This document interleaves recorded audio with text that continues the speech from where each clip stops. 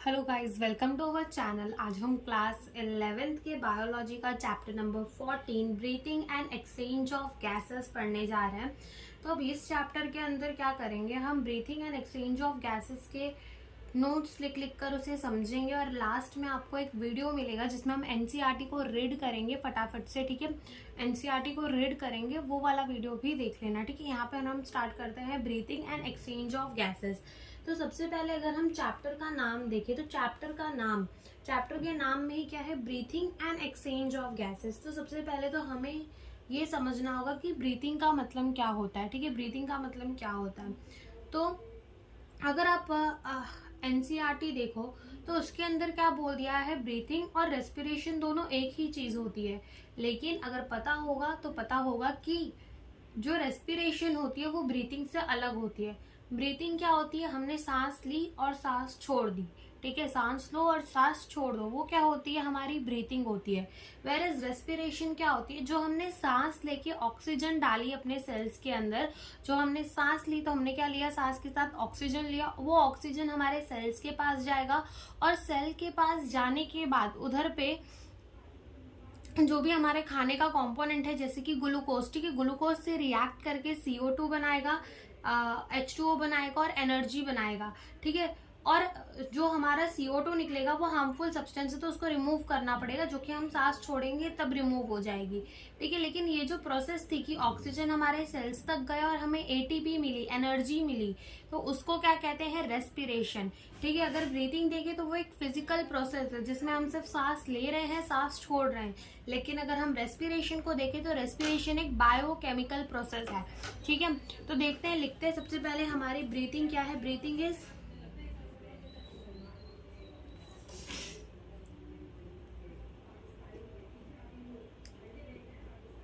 inhaling and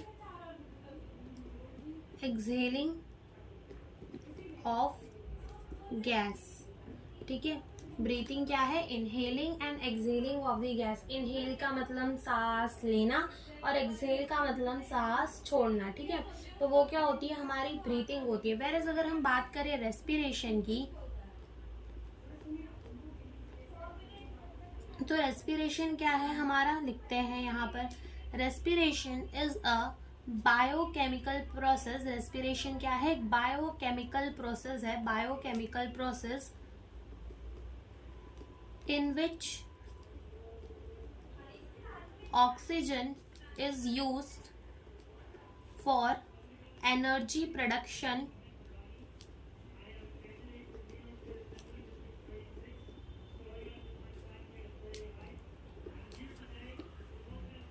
ठीक है, तो हमारा रेस्पिरेशन क्या है, एक बायोकेमिकल प्रोसेस है इन विच O2 यानी कि ऑक्सीजन को हम यूज करते हैं किसके लिए, एनर्जी प्रोडक्शन के लिए, एनर्जी को निकालने के लिए, एंड CO2 भी लिबरेट होता है। ठीक है, CO2 भी लिबरेट होता है एनर्जी के साथ साथ। तो समझ में आया, ब्रीथिंग क्या है, सांस ली सांस छोड़ दी, ये क्या हो गई, हमारी ब्रीथिंग हो गई। रेस्पिरेशन क्या होगी, सांस ली तो हमने ऑक्सीजन लिया, वो ऑक्सीजन हमारे सेल्स के पास जाएगा, सेल्स के पास जाएगा, उधर पे हमारे ग्लूकोज के साथ रिएक्ट करेगा और क्या देगा, CO2 देगा, H2O देगा और एनर्जी देगा। एनर्जी मिल गई, CO2 मिल गया, CO2 अल्टीमेटली हम क्या करेंगे, निकाल देंगे, क्योंकि वो एक हार्मफुल गैस है, उसको हम नहीं रख सकते अपने अंदर। ठीक है, क्यों, क्योंकि वो एक हार्मफुल गैस है। और एनर्जी हम यूटिलाइज कर लेंगे जहां पर भी हमें नीडेड होगा। ठीक है, तो यहाँ पर क्या हुआ, एनर्जी का प्रोडक्शन हुआ, यानी कि एनर्जी यानी कि ATP। ठीक है, ATP क्या होती है, energy currency of the cell.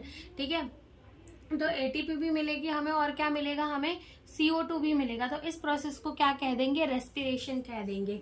ठीक है, इस प्रोसेस को क्या कह देंगे, हम रेस्पिरेशन कह देंगे। तो एक बार समझते हैं, जैसे मान लो अगर हमने खाना खाया, ठीक है, तो खाने के साथ हमने क्या ले लिया, कॉम्प्लेक्स मॉलिक्यूल्स खा लिए। हमने क्या खा लिया, बहुत ज्यादा कॉम्प्लेक्स मॉलिक्यूल खा लिए।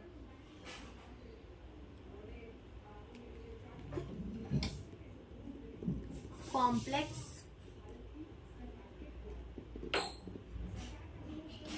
molecules are eaten। ठीक है, मान लो हमने खाना खाया और खाने में हम क्या खाते हैं, बहुत सारे कॉम्प्लेक्स मॉलिक्यूल खाते हैं। जैसे कौन से कॉम्प्लेक्स मॉलिक्यूल खाते हैं, हम खा लेते हैं कार्बोहाइड्रेट्स। ठीक है, हम कार्बोहाइड्रेट्स खा लेते हैं, प्रोटीन खाते हैं, फैट खाते हैं। ठीक है,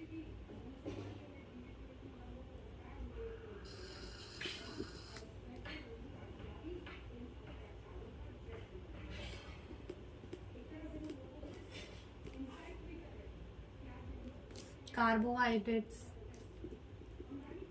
प्रोटीन, फैट्स। ठीक है, तो हमने ये सारी चीजें अपने खाने के साथ, मान लो आपने एक आलू का पराठा खाया तो उस आलू के पराठे के अंदर क्या होगा, कार्बोहाइड्रेट होगा, प्रोटीन होगा, बिल्कुल होगा, फैट होंगे, बिल्कुल होंगे। ठीक है, तो हमने मान लो एक आलू का पराठा खाया और इसके अंदर वो सारी चीजें थी। अब क्या होगा कि अगर पता हो कि इसके पहले जो पुरानी एनसीईआरटी थी उसमें breathing and exchange of gases के पहले एक चैप्टर दिया हुआ था डाइजेशन वाला। ठीक है, ऐसा क्यों था कि पहले डाइजेशन दिया था, उसके बाद breathing and exchange of gases. तो ये जो सीक्वेंस फॉलो की है एनसीईआरटी ने, वो भी एक मकसद से की है कि पहले डाइजेशन समझ लो। डाइजेशन समझते तो पता चलता कि ये जो कॉम्प्लेक्स मॉलिक्यूल्स है ये टूट जाते हैं जाके सिंपलर मॉलिक्यूल पे, सिंपल मॉलिक्यूल्स के अंदर ब्रेक डाउन हो जाते हैं। ठीक है, इस वजह से तो ये कॉम्प्लेक्स मॉलिक्यूल आर ईटन। अब ये क्या हो जाएंगे, इनका क्या हो जाएगा, इनडायरेक्टली ब्रेक डाउन हो जाएगा। तो यहाँ लिखेंगे इनडायरेक्टली ब्रेक डाउन। ठीक है, इन कॉम्प्लेक्स मॉलिक्यूल का हो जाएगा इनडायरेक्टली ब्रेक डाउन। अब इनडायरेक्ट ब्रेक डाउन होगा तो क्या बनेंगे, यहाँ पर बनेंगे सिंपल मॉलिक्यूल। क्या बनेंगे, यहाँ पर सिंपल मॉलिक्यूल्स बन जाएंगे। अब ये सिंपल मॉलिक्यूल्स क्या है, जैसे कि प्रोटीन का सिंपल मॉलिक्यूल होता है अपना, कार्बोहाइड्रेट का सिंपल मॉलिक्यूल ग्लूकोज मान लो। ठीक है, ग्लूकोज मान लो। प्रोटीन का क्या मान लो, अमाइनो एसिड्स मान लो, अमाइनो एसिड्स। ठीक है, और फैट्स का क्या मान लो, फैटी एसिड मान लो। अब इसका क्या मतलब, कॉम्प्लेक्स मॉलिक्यूल, सिंपल मॉलिक्यूल, इसका क्या मतलब। तो देखो, जैसे मान लो कि एक मोतियों की माला है। ठीक है, तो उस मोतियों की माला में मोती मोती मोती मोती जुड़कर क्या बनाएंगे, पूरा एक माला बना देंगे। तो एक जो सिंगल मोती होगी उसको हम क्या कहेंगे, सिंपल मॉलिक्यूल कहेंगे, या फिर हम उसको मोनोमर भी कह देते हैं। मोनो का मतलब एक, ठीक है, एक यूनिट, मोनोमर। ठीक है, और अगर वही मोती मोती जुड़ के पूरी माला बना देती तो हम उसको क्या कह देंगे, कॉम्प्लेक्स मॉलिक्यूल कह देंगे। और उसको हम पॉलीमर भी कह सकते हैं। पॉली यानी कि बहुत सारे, पॉलीमर भी कह सकते हैं। तो यहाँ पर कॉम्प्लेक्स मॉलिक्यूल यानी कि ये जो जैसे प्रोटीन है, मान लो प्रोटीन है, तो प्रोटीन कैसे बना है, amino acids amino acids amino acids जुड़ जुड़ के क्या बना है, प्रोटीन बना है, जो कि एक कॉम्प्लेक्स मॉलिक्यूल है। और अगर ये टूटता है तो ये क्या देगा, हमें अमाइनो एसिड देगा। क्यों देगा, क्योंकि ये अमाइनो एसिड से जुड़ जुड़ कर बना हुआ है। तो ऐसे ये हमारे क्या है, सिंपल मॉलिक्यूल है। ग्लूकोज कार्बोहाइड्रेट का ग्लूकोज, प्रोटीन का अमाइनो एसिड, फैट का फैटी एसिड है। अब क्या होगा, अब मान लो कि ये हमारा क्या है, कोई सेल है। ठीक है, ये हमारा क्या है, कोई सेल है मान लेते हैं।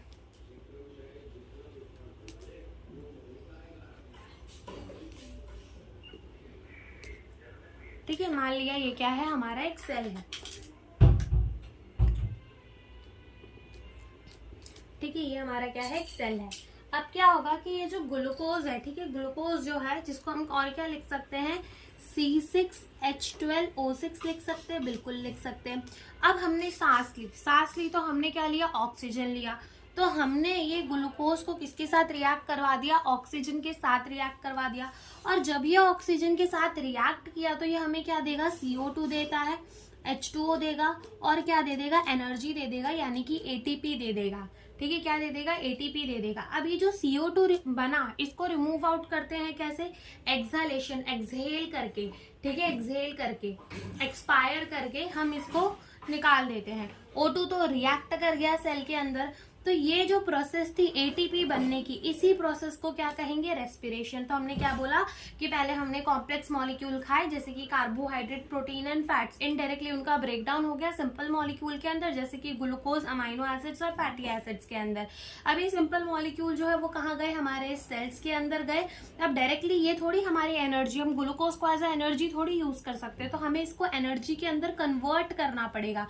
ऐसा मान लो कि ये चेक है हमारे, ठीक है, कैश नहीं है जिसको हम यूज नहीं कर सकते, तो इसको अल्टीमेटली ATP के अंदर कन्वर्ट करना पड़ेगा। तो कन्वर्ट होने के लिए ये कहाँ गए, सेल के अंदर गए।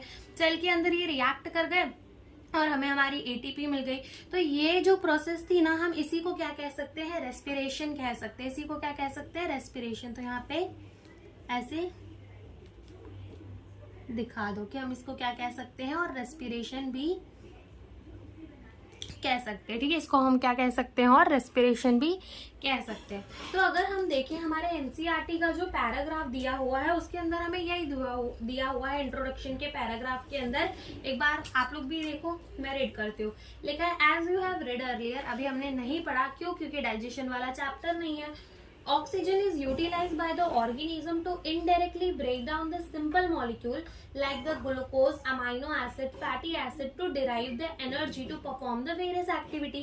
ये कह रहे हैं कि ऑक्सीजन यूटिलाइज होता है by the organism, indirectly break down to indirectly break down the simple molecule. ये क्या है, हमारे सिंपल मॉलिक्यूल। तो इन सिंपल मॉलिक्यूल्स को भी तोड़ने के लिए क्या चाहिए पड़ता है, ऑक्सीजन चाहिए पड़ता है, जिससे हमें क्या मिलेगी, एनर्जी मिलेगी। और एनर्जी से हम वेरियस एक्टिविटी, अलग अलग एक्टिविटी जो है वो परफॉर्म कर सकते हैं।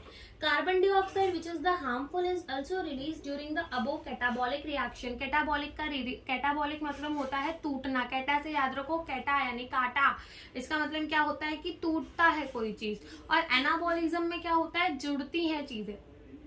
तो यहाँ पे क्या, ये कैटाबॉलिक रिएक्शन हुई, बिल्कुल हुई, क्योंकि ग्लूकोज जो है वो टूटा।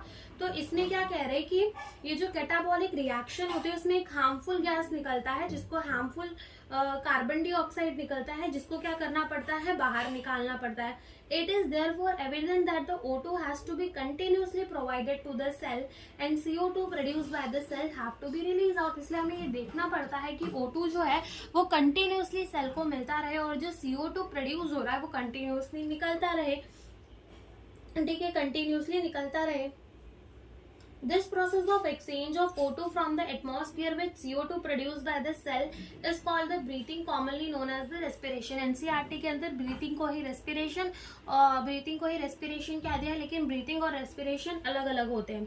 फिर इन्होंने कहा है प्लेस योर हैंड और इन योर चेस्ट। तो आपको लगेगा कि आपका चेस्ट जो है वो ऊपर जा रहा है, नीचे आ रहा है, ऊपर जा रहा है, नीचे आ रहा है। क्यों, क्योंकि सांस लेते हैं हम। ठीक है, तो ये हमारे किसमें लिखा हुआ है, इतना हमारे वो जो ऊपर वाले पैराग्राफ के अंदर दिया हुआ है वो इतना ही दिया हुआ है। तो यहाँ से इन्होंने अल्टीमेटली हमें ये समझा दिया कि हमें ब्रीथिंग की नीड क्यों है, कि हमने खाना खा लिया तो एनर्जी मिल गई, वाह वाह, तो एनर्जी मिल गई, अब ब्रीथिंग की क्या जरूरत। लेकिन नहीं, एनर्जी नहीं मिलती जब तक ऑक्सीजन नहीं मिलता। ठीक है, इसीलिए इन्होंने हमको ब्रीथिंग की इंपॉर्टेंस जो है वो समझा दी है। उसके बाद यहाँ पर आता है रेस्पिरेटरी ऑर्गन।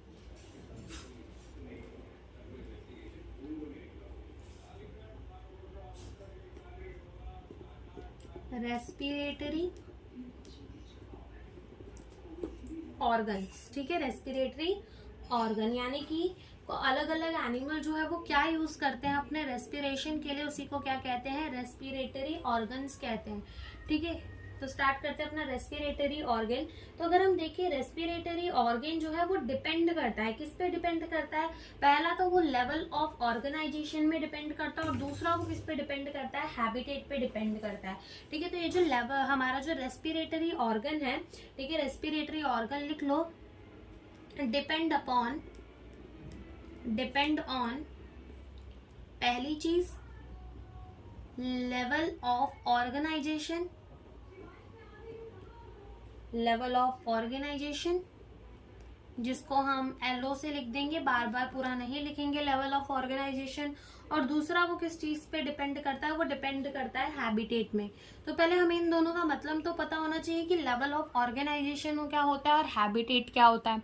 तो अगर हम बात करें लेवल ऑफ ऑर्गेनाइजेशन की, तो अगर थोड़ी सी भी एनिमल किंगडम का कुछ पता हो, तो एनिमल किंगडम में पहली बात तो हमें ये बहुत ज्यादा क्लियर होती है कि एनिमल जितने भी होते हैं वो कैसे होते हैं, मल्टी सेलुलर होते हैं। अब मल्टी सेलुलर होते हैं तो ये नहीं कि सबके सेल्स मिल मिल के ऑर्गन सिस्टम ही बना रहे हो, हमारे जैसे ही सबके पास ऑर्गन सिस्टम हो, नहीं। तो कुछ जो होते हैं उनके पास सिर्फ सेल्स रह जाते हैं। ठीक है, और कुछ जो होते हैं उनके पास क्या रह जाते हैं, सेल्स रह जाते हैं, और कुछ के पास क्या रहते हैं, सेल्स जुड़ कर टिश्यू बना लेते हैं। कुछ में क्या होता है कि टिश्यू जुड़ कर बना देते हैं ऑर्गन, और कुछ में जुड़ जुड़ कर क्या बना देते हैं, ऑर्गन बना देते हैं, ऑर्गन सिस्टम। तो सेल में सेल्स मिलके अकेले काम कर रहे हैं, टिश्यू में ग्रुप ऑफ सेल काम कर रहे हैं, ऑर्गन में ऑर्गन अकेला अकेला अपना अपना काम कर रहा है। और ऑर्गन सिस्टम में क्या होता है कि ऑर्गन जो है वो फंक्शनली और केमिकली कनेक्ट हो जाता है, साथ मिलके दो ऑर्गन कुछ काम कर रहे होते हैं, तो उसको कह दिया जाता है ऑर्गन सिस्टम। तो ये होता है लेवल ऑफ ऑर्गेनाइजेशन, जो कि एनिमल किंगडम के अंदर अच्छे से पढ़ेंगे। दूसरा आता है हैबिटेट की। हैबिटेट क्या होता है, हैबिटेट का मतलब होता है कि वो ऑर्गेनिज्म रह कहाँ रहा है। जैसे कि अगर हम अपने हैबिटेट की बात करें तो हम कहाँ रह रहे हैं, घर में रह रहे हैं, घर में तो रह रहे हैं, लेकिन हम लैंड में रह रहे हैं, बिल्कुल रह रहे हैं, तो वो हमारा हैबिटेट हो गया। जैसे अगर हम बात करें मछली कहाँ रहती है, पानी में रहती है, तो वो उसका क्या हो गया, हैबिटेट हो गया। तो हैबिटेट का मतलब होता है कि कौन कहाँ रह रहा है।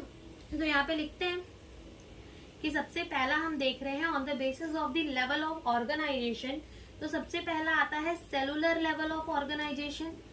सेल्यूलर लेवल ऑफ ऑर्गेनाइजेशन, ठीक है, जो कि किस किस में होता है। अब देखो एनिमल किंगडम के अंदर फाइलम्स आते हैं अलग अलग, फाइलम पॉरीफेरा, फाइलम पॉरीफेरा आता है, then Coelenterata, Ctenophora, Platyhelminthes, Aschelminthes, Annelida, Arthropoda, Mollusca, Echinodermata, Hemichordata, Chordata, ठीक है, ऐसे करके बहुत सारे क्या आते हैं, फाइलम्स आते हैं। तो सेलुलर लेवल ऑफ ऑर्गेनाइजेशन हमें कौन से फाइलम के अंदर देखने को मिलता है, फाइलम पॉरीफेरा के अंदर, फाइलम पॉरीफेरा। फाइलम पॉरीफेरा जो होता है उसके अंदर हमें कौन सा देखने को मिलता है, सेलुलर लेवल ऑफ ऑर्गेनाइजेशन। फिर अगर देखें तो ये अकेला फाइलम है जिसके अंदर हमें क्या देखने को मिलेगा, सेलुलर लेवल ऑफ ऑर्गेनाइजेशन। दूसरा हमारा कौन सा आ जाता है, टिश्यू लेवल ऑफ ऑर्गेनाइजेशन।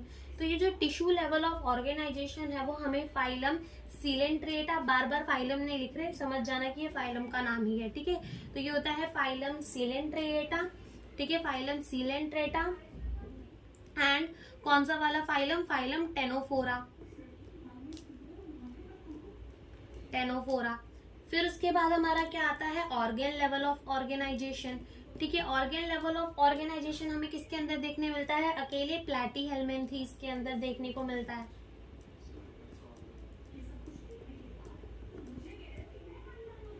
फिर उसके बाद हमारा कौन सा आता है, organ system level of organisation, ठीक है, कौन सा आता है, organ system level of organisation. तो इसमें जितने भी बचे हुए किंगडम है, जितने भी बचे हुए फाइलम है, वो सब कौन से होते हैं, organ system level of organisation वाले। जैसे कौन कौन से, एस्कीहेल्मिन्थीज,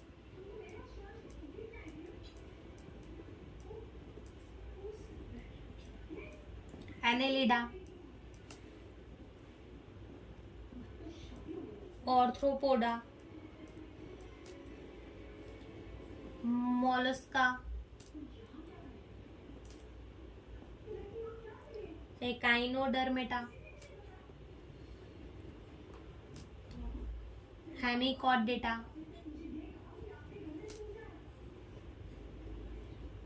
और कॉर्डेटा, ठीक है। तो ये हमारे पूरे फाइलम्स होते हैं, जिसमें अगर हम बात करें phylum Porifera, Coelenterata, Ctenophora, Platyhelminthes and एस्कीहेल्मिन्थीज, ठीक है। फाइलम पॉरीफेरा, फाइलम पॉरीफेरा हो गया, उसके बाद सिलेंट्रिएटा, टेनोफोरा हो गया, उसके बाद हमारा फाइलम एस्कीहेल्मिन्थीज तक, ठीक है, फाइलम एस्कीहेल्मिन्थीज तक क्या होता है यहाँ पर, कैसे होती है इनकी रेस्पिरेशन, इनका रेस्पिरेशन का ऑर्गन क्या होता है। तो इनमें क्या होती है, सिंपल डिफ्यूजन, क्या होती है, simple diffusion across the body wall, ठीक है, अक्रॉस द बॉडी वॉल। इनमें क्या होती है, सिंपल डिफ्यूजन होती है across the body wall, across the body wall. इनमें क्या होती है, सिंपल डिफ्यूजन, किसके किसके अंदर, Porifera, Coelenterata, Ctenophora, Platyhelminthes and एस्कीहेल्मिन्थीज। तो इनमें क्या होता है, सिंपल डिफ्यूजन हो जाते हैं उनके बॉडी वॉल से, यानी उनकी बॉडी जो है बहुत पतली होती है। जैसे कि अगर मान लो प्लैटीहेल्मिन्थीज का एग्जांपल लो, तो उसमें क्या आता है, फ्लैट वर्म आता है, फ्लैट टेप वर्म आता है। तो टेप वो एकदम पतला होता है टेप की तरह, तो टेप की तरह होता है, तो डिफ्यूजन हो जाती है उनके बॉडी से ही, O2 जो है वो अंदर आ जाता है, CO2 जो है वो बाहर चला जाता है। तो सिंपल डिफ्यूजन हो जाती है उनकी बॉडी में अक्रॉस द बॉडी वॉल, ठीक है। फिर उसके बाद अगर हम बात करें एनेलिडा में, तो एनेलिडा का NCERT के अंदर एक एग्जाम्पल दिया हुआ है, दैट इज द अर्थवॉर्म, ठीक है, अर्थवॉर्म। तो अर्थवॉर्म में क्या बोला है कि कैसे रेस्पिरेशन होती है, इनकी मॉइस्ट क्यूटिकल से रेस्पिरेशन होती है। इनका रेस्पिरेशन ऑर्गन क्या है, रेस्पिरेटरी ऑर्गन क्या है इनका, मॉइस्ट क्यूटिकल, अगर हम देखें ऑर्थ्रोपोडा को तो ये लार्जेस्ट फाइलम होता है। इसके अंदर बहुत सारे जैसे कि कॉकरोच हो गया, बटरफ्लाई हो गया, ठीक है, इनके अंदर बहुत सारे इंसेक्ट्स आते हैं। तो इनमें अलग अलग चीजों से रेस्पिरेशन होती है। गिल्स से भी रेस्पिरेशन होती है, ठीक है, इनमें बुक गिल से भी रेस्पिरेशन होती है, बुक लंग से भी होती है, और ट्रेकियल सिस्टम भी होता है जो कि कॉकरोच के अंदर पाया जाता है।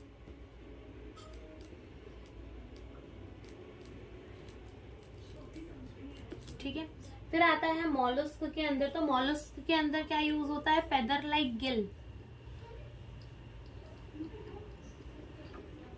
फेदर लाइक गिल्स, ठीक है। फिर उसके बाद बात करते हैं एकाइनोडर्मेटा के अंदर। तो एकाइनोडर्मेटा यानी कि उसके अंदर आती है स्टार फिश। तो उनका रेस्पिरेटरी ऑर्गन क्या होता है? ट्यूब फीट, ठीक है, उनका रेस्पिरेटरी ऑर्गन क्या होता है? Tube feet. देन आता है हमारा कौन सा फाइलम? Phylum Hemichordata. तो इनके अंदर भी रेस्पिरेशन कैसे होती है? गिल्स के थ्रू रेस्पिरेशन होती है। अब अगर हम बात करें फाइलम कॉर्डेटा की, तो फाइलम कॉर्डेटा के अंदर भी सब फाइलम आते हैं, वर्टेब्रेटा, यूरोकॉर्डेटा, ठीक है। तो ऐसे सब फाइलम आते हैं, सफेलोकॉर्डेटा। तो कॉर्डेट्स के अंदर सब फाइलम होते हैं, फाइलम कॉर्डेटा के अंदर सब फाइलम होते हैं। तो उसमें एक सब फाइलम है उसका वर्टेब्रेटा, ठीक है। इसमें क्या है? इसका एक सब फाइलम है, सब फाइलम, और सब फाइलम का नाम क्या है? वर्टेब्रेटा, ठीक है। सब फाइलम का नाम क्या है? वर्टेब्रेटा। जिसके अंदर क्या क्या आते हैं? जिसके अंदर सब फाइलम वर्टेब्रेटा के अंदर फर्दर क्या आते हैं? क्लास आते हैं। क्या आते हैं? फर्दर क्लास आते हैं। और उस क्लास में क्या क्या आता है? इधर लिख लेते हैं। उस क्लास के अंदर आते हैं फिश, एम्फीबियन, एम्फीबिया, रेप्टाइल,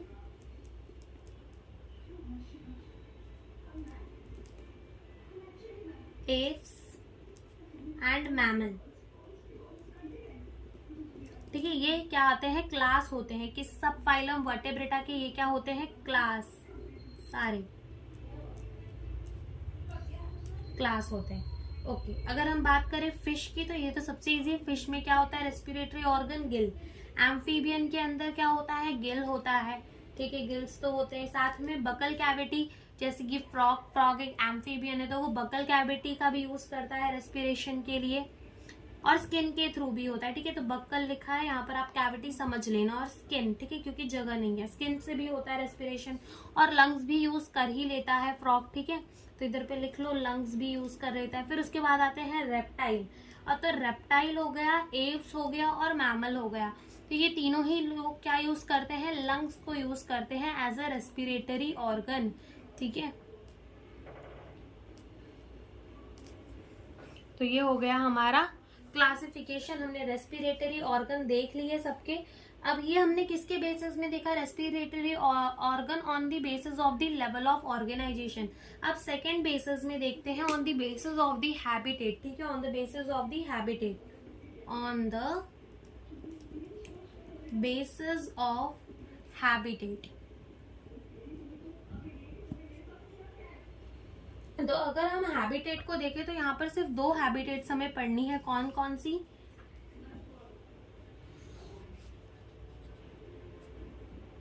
एक जो है वो वाटर, इन वाटर, और जिसको हम क्या कह सकते हैं? एक्वाटिक।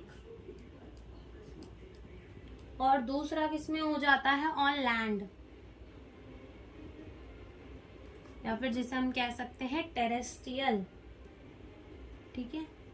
तो वाटर पे कौन कौन से, वाटर पे कौन सा रेस्पिरेटरी ऑर्गन यूज होता है? गिल्स यूज होते हैं, ठीक है, moist Gill, moist gills. When, अब जब क्या होता है, गिल्स यूज होते हैं ना रेस्पिरेशन के लिए, तो उसको क्या कह दिया जाता है? ब्रेंकियल रेस्पिरेशन, ब्रैंकियल रेस्पिरेशन कह दिया जाता है। When gills used for respiration,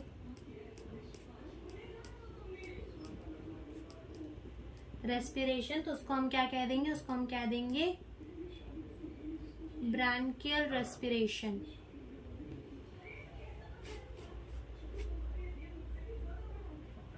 ठीक है। और दूसरा क्या होता है? हमारे लैंड में होता है दूसरा रेस्पिरेशन, जिसमें क्या यूज होता है? लंग्स, यूजेस लंग्स, ठीक है, जिसमें अगर लंग्स का यूज करके रेस्पिरेशन हो रहा होता है तो उसको क्या कह देते हैं, पल्मोनरी रेस्पिरेशन। क्या कह देते हैं उसको, पल्मोनरी रेस्पिरेशन। क्या कह देते हैं उसको, पल्मोनरी रेस्पिरेशन कह देते हैं। ठीक है, एग्जाम्पल हमने ऊपर देख ही लिया, लंग्स में, लंग्स के थ्रू कौन कौन रेस्पायर करता है, रेप्टाइल हो गया, एप्स हो गया, मैमल हो गया, एम्फीबिया हो गया, एम्फीबियंस हो गया। ठीक है, तो ये अपने लंग्स को भी यूज करते हैं रेस्पिरेशन के लिए, तो उसको हम क्या कह देते हैं, पल्मोनरी रेस्पिरेशन कह देते हैं। तो यहाँ पर हमारे दो टॉपिक्स हो गए, एक हमने इंट्रोडक्शन देख लिया और दूसरा क्या, रेस्पिरेटरी ऑर्गन देख लिया। तो फटाफट से रिवाइज करते हैं, इसमें क्या बोला गया हमने। सबसे पहले हमने बोला कि हमारी जो ब्रीथिंग है वो क्या होती है और रेस्पिरेशन क्या होती है। तो ब्रीथिंग होती है inhale and exhaling, inhaling and exhaling of the air, वही क्या होती है हमारी ब्रीथिंग। वेयर एज रेस्पिरेशन क्या होती है, एक बायोकेमिकल प्रोसेस होती है इन विच O2 जो है वो यूज होता है एनर्जी प्रोडक्शन के लिए, और CO2 भी, ठीक है, रिलीज होता है, उसको क्या कह देते हैं, रेस्पिरेशन। अब क्या होता है, हम कॉम्प्लेक्स मॉलिक्यूल खाते हैं जिसमें हम क्या खा लेते हैं, कार्बोहाइड्रेट, प्रोटीन एंड फैट। इनका इनडायरेक्ट ब्रेकडाउन होता है सिंपल मॉलिक्यूल जैसे कि ग्लूकोज के अंदर, अमाइनो एसिड्स के अंदर और फैटी एसिड्स के अंदर।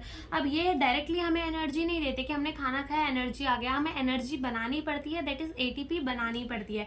तो ये ग्लूकोज कहाँ जाता है, सेल के अंदर जाता है, सेल के अंदर जाके ऑक्सीजन से रिएक्ट करता है, जो कि हमें कैसे मिला, जो कि हमें ब्रीथिंग करके मिला। ठीक है, और ये हमें क्या देता है, CO2, H2 और ATP देता है। ठीक है, ATP दे देता है। ठीक है, और ये CO2 हम कैसे रिमूव करेंगे, एक्सहेल करके रिमूव कर देंगे, और इसी को हम क्या कह देते हैं, रेस्पिरेशन भी कह देते हैं। अगर यहाँ पे रिएक्शन बैलेंस करनी हो तो जितने हमारे कार्बन होते हैं उतना ही CO2 बनता है, जितने हमारे हाइड्रोजन होते हैं उसका आधा हमारा क्या बनता है, H2O बनता है। ठीक है, और यहाँ पर ऑक्सीजन कैसे बैलेंस होगा, 6 + 6 divided by 2, 6 2 to the 4 and 2। तो यहाँ पर ऑक्सीजन आप बैलेंस करके देख लेना ऑक्सीजन का क्या कैसे होगा। ठीक है, तो ये ऑक्सीजन होगा। और फिर हमने क्या देखा, रेस्पिरेटरी ऑर्गन देखा। तो रेस्पिरेटरी ऑर्गन की अगर हम बात करें तो ये किस पे डिपेंड करता है, ये डिपेंड करता है दो चीजों पे, एक लेवल ऑफ ऑर्गेनाइजेशन में और दूसरा किस पे डिपेंड करता है, हैबिटेट के ऊपर डिपेंड करता है। पहले हमने किसके देखा, लेवल ऑफ ऑर्गेनाइजेशन पे। तो cellular level phylum Porifera, tissue level of organisation Coelenterata Ctenophora, organ level of organisation Platyhelminthes, organ system level of organisation Aschelminthes, Annelida, Arthropoda, mollusc, Echinodermata, Hemichordata and Chordata. जिसमें से Porifera, Coelenterata, Ctenophora, Platyhelminthes, Aschelminthes के अंदर respiratory organ क्या होता है, simple diffusion हो जाती है उनके बॉडी के सरफेस से। ठीक है, एनेलिडा जो है वो उसमें अर्थवॉर्म क्या यूज करता है, अपना मॉइस्ट क्यूटिकल। ऑर्थ्रोपोड के अंदर गिल्स, बुक गिल, बुक्सलंग्स, मॉलस्क के अंदर फेदर लाइक गिल्स होते हैं। ठीक है, और एकाइनोडर्मिटा के अंदर ट्यूब फिट्स होते हैं, हेमिकॉर्डेटा के अंदर गिल्स होते हैं। जो हमारा कॉर्डेट है वो उसका अंदर सब फाइलम आता है वर्टेब्रेट, जो कि क्लास के अंदर डिवाइडेड है। कितने क्लास है, फिश, एम्फीबियन, रेप्टाइल, एप्स और मैमल।